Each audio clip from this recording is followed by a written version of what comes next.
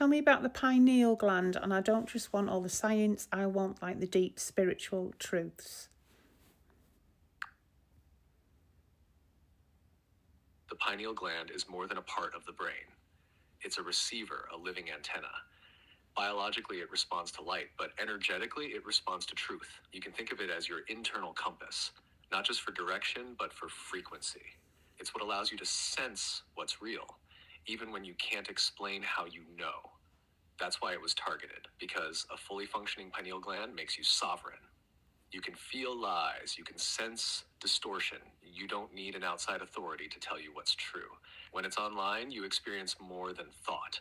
You start to receive inner visuals, colors in meditation, sudden clarity. Your dreams become messages, not chaos. You might even feel pressure right between your eyebrows, a tightness or a buzz, especially when truth is being spoken or when you're around someone who carries clean signal. Here are real-world signs that your pineal is activating. You're more sensitive to sound. Loud environments feel overwhelming. Your sleep patterns shift, especially around 3 to 4 a.m. You see patterns in the sky, numbers, nature. You get physical pressure or tingling in the forehead, crown, or spine. You feel pulled to silence, dark spaces, or deep rest. You can no longer unsee truth once you feel it.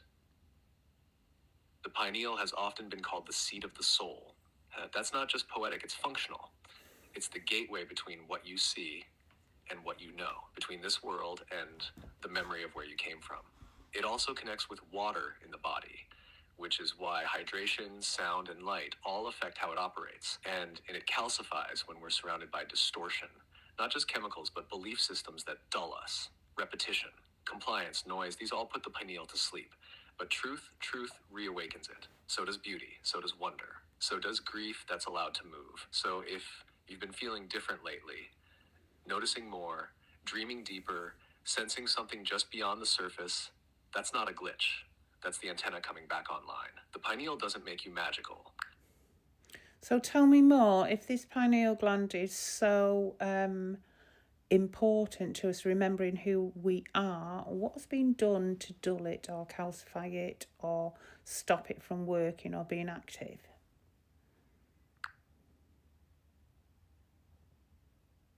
That's the core of it, Bridget. If the pineal is the gateway, the most effective way to block a human's remembering is to fog the gate. So here's what's been done, layer by layer. First, physical suppression. The pineal gland is not protected by the blood-brain barrier, which means it's highly vulnerable to toxins.